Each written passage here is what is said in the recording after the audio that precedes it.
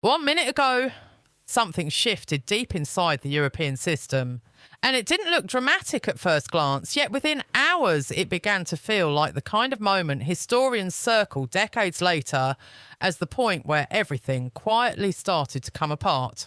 Before we roll the footage, just one thing. If you enjoy our work, drop a like and hit subscribe.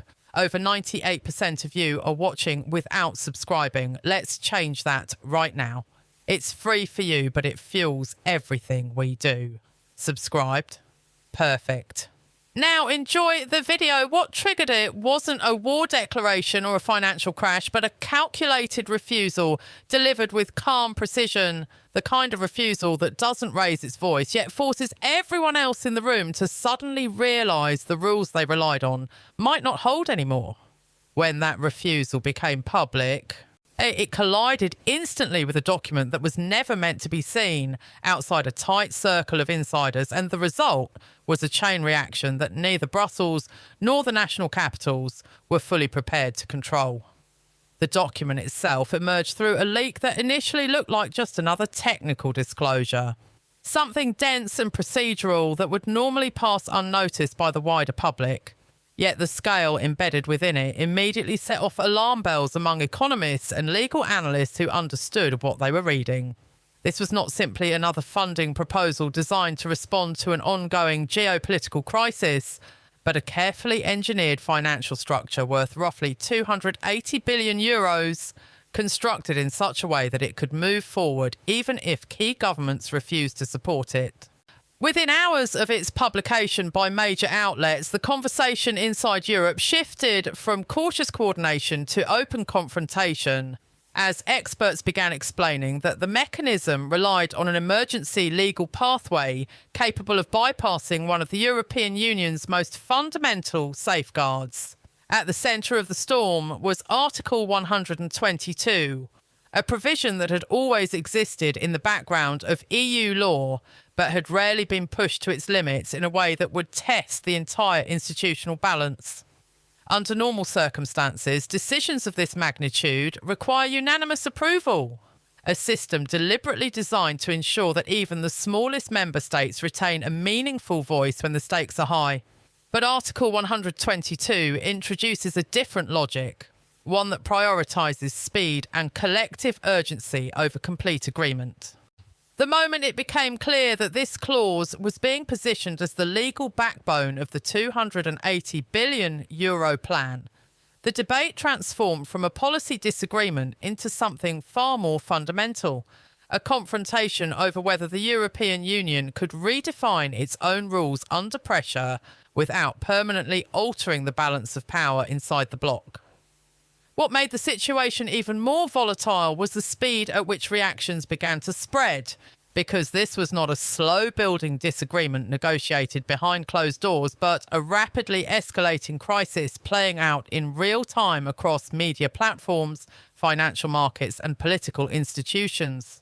Reports from BBC and The Guardian framed the issue not just as a technical dispute, but as a potential turning point in European governance. And while analysts linked to Oxford University began raising questions about proportionality and legal precedent, emphasising that emergency provisions were never intended to support financial operations of this scale without clear and immediate economic collapse within member states. As these interpretations reached a wider audience, public perception shifted quickly, and what might have remained a niche legal debate suddenly became a broader concern about transparency, accountability, and the concentration of power. Inside national governments, the pressure intensified as leaders were forced to take positions that carried significant risks on both sides, because supporting the plan meant endorsing a mechanism that could weaken their own long-term influence, while opposing it risked isolating them politically at a moment when unity was being framed as essential. This tension was reflected in private conversations that later surfaced through diplomatic leaks, with one senior official reportedly describing the situation as a test of whether rules still matter when the stakes are high enough, a statement that captured the underlying anxiety spreading across multiple capitals. At the same time, financial analysts began to look beyond the immediate political implications and focus on the broader message being sent to global markets. particularly regarding the treatment of sovereign assets and the reliability of European financial institutions as stable custodians of international wealth. That dimension of the crisis introduced a new layer of complexity. Because it connected internal EU decisions to external perceptions that could influence investment behaviour far beyond Europe's borders. If the European Union could justify using frozen foreign assets as part of a large-scale financial strategy under emergency conditions, even without formally seizing them, it raised difficult questions about the predictability of legal protections in times of geopolitical stress. This was not a purely theoretical concern, and discussions on platforms like Bloomberg and CNN International began highlighting the possibility that even a small shift in investor confidence could have long-term consequences for Europe's role in global finance, especially if other major economies interpreted the move as a sign that legal guarantees might become flexible under political pressure. As the situation continued to evolve, the internal dynamics within the European Commission became increasingly strained, with reports suggesting that legal teams were working intensively to reinforce the justification for using Article 122, while also exploring alternative frameworks that could achieve similar outcomes with less exposure to legal challenges.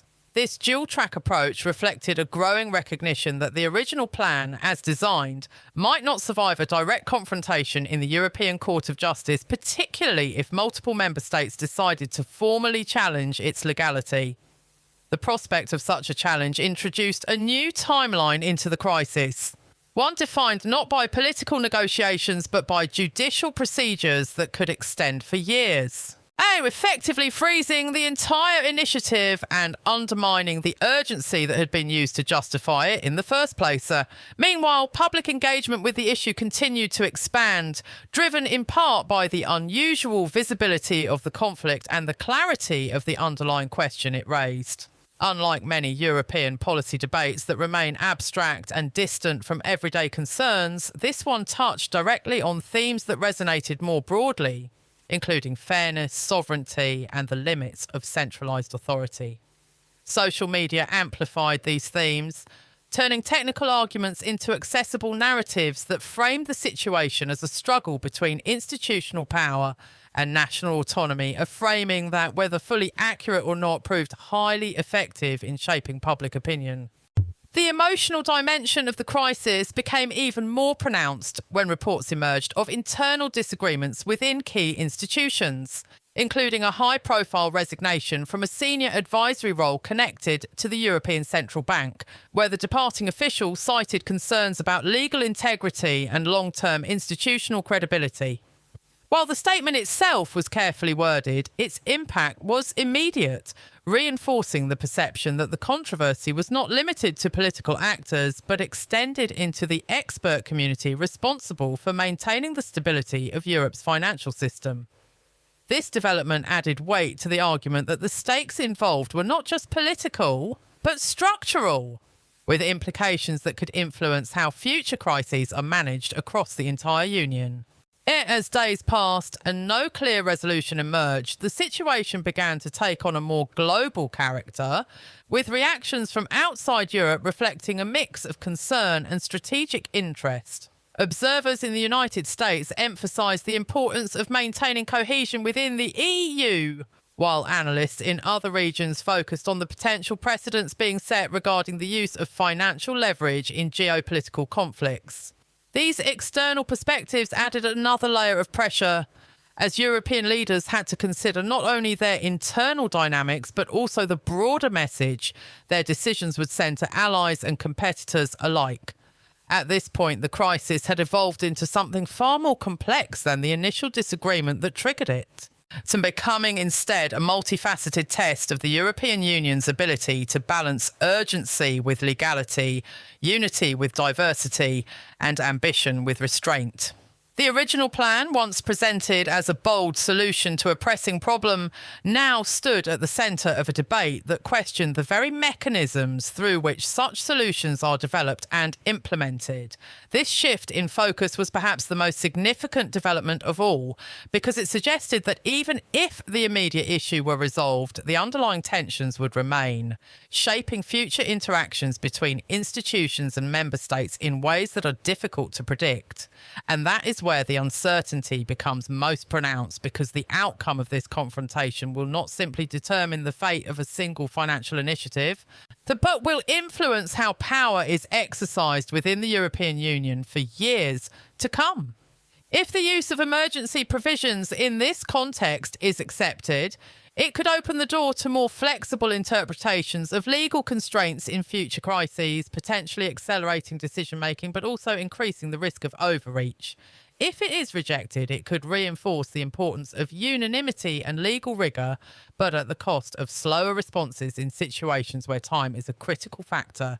So now the question is no longer just about whether this particular plan will succeed or fail, but about what kind of system Europe is becoming under pressure, and whether the balance it has maintained for decades can survive the strain of increasingly complex and urgent challenges.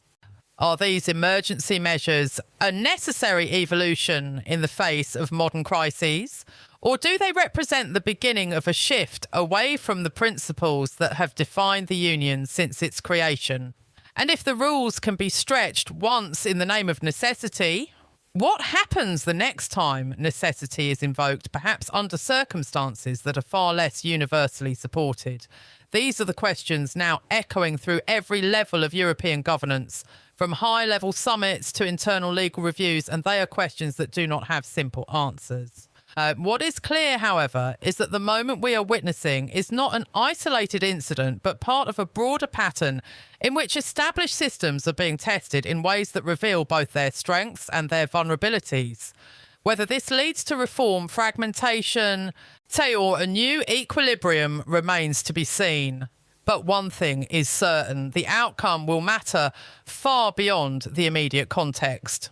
So as the situation continues to unfold, and as decisions are made that will shape the direction of the European Union in the years ahead, one final set of questions remains unavoidable.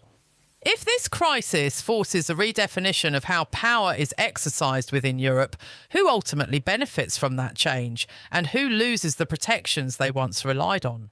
If unity is preserved at the cost of altering foundational rules, is it still the same union that was originally envisioned? And perhaps most importantly, if trust in the system begins to erode, can it be rebuilt before the next crisis arrives?